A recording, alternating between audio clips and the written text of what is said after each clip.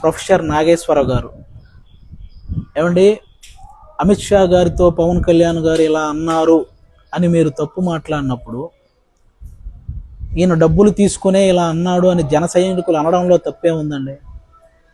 అయినా ఇది రేడియో కాలం కాదండి. మీరు ఏదైనా చెప్తే అది వినుకుంటూ మేమేం మాట్లాడకుండా కొట్టుకుంటూ వెళ్ళడానికి.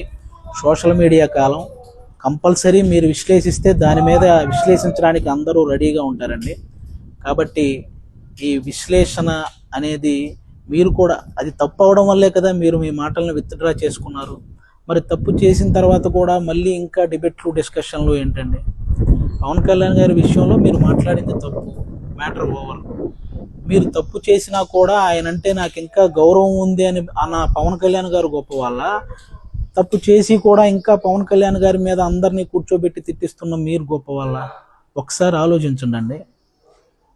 ఎందుకంటే ఆ వ్యక్తిని విమర్శించినప్పుడు, లేకపోతే ఆ వ్యక్తి గురించి తప్పుగా మాట్లాడినప్పుడు ఆయన అభిమానించిన వాళ్ళు ఆటోమేటిక్గా రియాక్ట్ అవుతారు. అందరినీ ఆపలేం కదా, అందరూ ఆయనలాగా ఉండరు కదా. కాబట్టి ఇది ఒకసారి మీరు ఆలోచించాలని మనస్ఫూర్తిగా కోరుకుంటున్నాను. ఇక్కడ మనకు అర్థం కావాల్సిందంటే, ఒకటి రాజ్యం, ప్రభుత్వమే నేరుగా కేసులు పెట్టింది. ఏంటా కేసులు? కులచిచ్చు పెట్టానట. నేను నా మాటలో ఎక్కడ కులమన్న పదమే లేదు. కులచిచ్చు పెట్టాను. పవన్ కళ్యాణ్ మాటల్లో కూడా చెప్పాడు కులం అని. అసలు నేను ఎక్కడ కులం తీసానో నాకు ఇప్పటికి అర్థం కాలే. ఇప్పుడు ఒక అంశం వచ్చినప్పుడు అనేక మంది భిన్నమైన అభిప్రాయాలు ఉన్నవారు ఆ అంశాన్ని వరకు సమర్థిస్తుంటారు. అది ఏ కులం వాళ్ళైనా కావచ్చు, ఏ ప్రాంతం వాళ్ళైనా కావచ్చు, ఏ రాజకీయ భావాలు ఉన్న వాళ్ళైనా కావచ్చు. ఇప్పుడు దీన్ని మైక్ అనాలి. దీన్ని మైక్ అని ఒక కులం వాళ్ళకి చెప్తే మైకు, ఇంకో కులం వాళ్ళు చెప్తే కాదు స్టిక్ అంటారా? ఒక పార్టీ వాడికి చెప్తా మైకు, ఇంకో పార్టీ వాడు చెప్తా బాటిల్ అంటారా? ఎవరైనా మైక్ అనాలి. సో దానికి కుమ్ముకైనట్టు కాదని.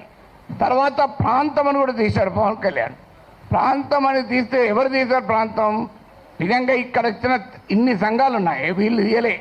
తెలంగాణ సంఘాలు మొదలు ప్రాంతం అనే ప్రస్తావనే తీయలే. ఆ ప్రస్తావన తీసింది కూడా ఆ రెండు పార్టీల వాళ్ళే. నువ్వు తెలంగాణ వాడివి, ఆంధ్రప్రదేశ్ రాజకీయాల గురించి ఎట్లా మాట్లాడతావు? అయ్యా మరి నేను అమెరికా వాడిని, అక్కడ ఓటర్నా, ఆడ మాట్లాడుతున్నా కదా.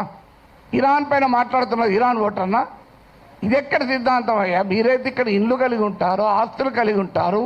మేము మాట్లాడకూడదంటే ఎట్లా? తెలంగాణలో ఉన్నవా పుట్టినవాడు కనుక తెలంగాణ వాడు కనుక మాట్లాడద్దంటే ఎట్లా?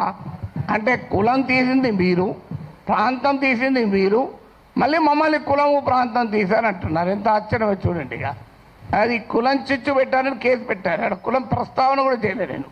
ఇంకో కేసు ఏంటిది? నోటీసు ఇవ్వకుండా కూడా అరెస్ట్ చేయొచ్చు 3 ఏళ్ళు. ఏంటంటే అంటే అల్లర్లు సృష్టించేదానికి పనిచేశారట. నేను ఇప్పుడు ఈ ఇన్సిడెంట్ జరిగి 10 రోజులు అయింది. ఎక్కడ అల్లర్లు అయింది? 2 దోమలు కూడా ఎవరు చంపలే, 4 ఈగలు కూడా చంపలే. అల్లర్లు ఎక్కడ? పోనీ 2 కుక్కలు కొట్లాడుకున్నాయా? అరే ఏమో ఏంది ఇది? మీకు అల్లర్లు సృష్టించారు. అదే కాదు, ప్రజా జీవితాన్ని అల్లకల్లోలం చేశారట. ఒక కేసు జోకేంద్ర వాళ్ళు పెట్టిన కేసులు మనకు నవ్వొస్తాయి. మీరు ఎంతమంది చూశారో తెలియదు నాకు. ఎఫ్ఐఆర్లు ఆ సెక్షన్ నేను చూస్తే ఆ లాలోనే ఉంది, this section is not applicable for words అన్నాడు. మరి నేను వర్డ్స్ కాకపోతే ఏం మాట్లాడినా? బాంబులు వేసినా? ఇంకో దగ్గర this section is not applicable to the statements అన్నారు. నేను మాట్లాడేది వర్డ్ స్టేట్మెంటే కదా.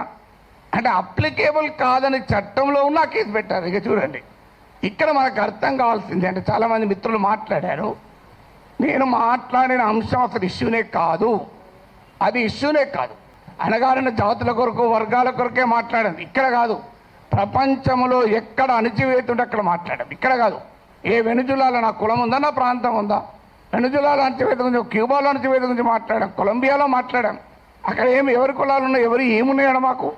సో ఎక్కడ అణచివేతుంటే అక్కడ మాట్లాడతాం. సో అందువల్ల ఇక్కడ అసలు విషయం ఏంటి అంటే, ఇంతకుముందు చెప్పారు మన మిత్రుడు రఘు చెప్పాడు, అసలు విషయం ఈ ఇష్యూనే కాదు. ఇష్యూ ఏంటి? ఆంధ్రప్రదేశ్కు విశాఖపట్నానికి రైల్వే జోన్ ఇచ్చాడు. ఆ ఇచ్చినట్టే ఇచ్చి ఆదాయం వచ్చే కిరండాల్ కోరాపుట్ లైన్ తీసేసి ఇచ్చారు. ఆ లైన్ను ఒరిస్సాకు పంపించారు. ఆంధ్రప్రదేశ్లోని ఒక్క రాజకీయ పార్టీ అడగదు. నా పైన గంట సేపు డిబేట్ పెట్టే టీవీ ఛానల్ కూడా అడగవు. విచిత్రం ఏంటంటే, అయ్యా మరి ఈ రైల్వే జోన్ ఇచ్చారు, ఆదాయాన్ని ఇచ్చేదాన్ని తీసుకెళ్ళి ఒరిస్సాలో కలిపారు, ఇది అన్యాయం కదా అని ఒక్కరు అడగలే. నాగేశ్వర్ పైన 1 అవర్ డిబేట్ పెట్టిన వాళ్ళకు ఆంధ్రప్రదేశ్ ప్రజల కోసం అవసరమైన ఈ ఒక్క టాపిక్ మీద ఎందుకు డిబేట్ పెట్టరు? ఆన్సర్ లేదు. ఇక మీకు మచిలీపట్నం పామర్రు ప్రాంతంలో మీకు విలువైనటువంటి ఆయిల్ అండ్ గ్యాస్ నిక్షేపాల్ని ఓఎన్జీసీ కనుగొంటే అత్యంత చరిత్ర జరిగిన దుర్మార్గ చరిత్ర గల వేదాంతకి ఇచ్చేశారు. తూత్కుడిలో ప్రజల్ని చంపినటువంటి వేదాంతకి ఇచ్చారు. ఇది ఆంధ్రప్రదేశ్లో ఏ ప్రధాన పార్టీలు రెండూ అడగలే. ఇక్కడ నా పైన డిబేట్ పెట్టిన టీవీ వాళ్ళు అడగలే. విచిత్రం ఏంటంటే, కానీ నేను అడిగాను. అది కోపం ఏంటంటే ఇలాంటి ఉదాహరణ 100 చెప్పగలుగుతాను. అందువల్ల పబ్లిక్గా క్వశ్చన్ చేయకూడదు. అందువల్ల ఒక్కసారి బెదిరిస్తే దాన్ని డాక్ట్రైన్ ఆఫ్ చిల్లింగ్ ఎఫెక్ట్ అంటారు. అంటే ఒక బెదిరిస్తే వీడు నోరు విప్పడని. కానీ గుర్తుపెట్టుకోవాలి, ఎంత బెదిరిస్తే అంత బిగ్గరగా అడుగుతాం, పని కట్టుకొని కూడా అడుగుతాం. అదే నేను అన్నది.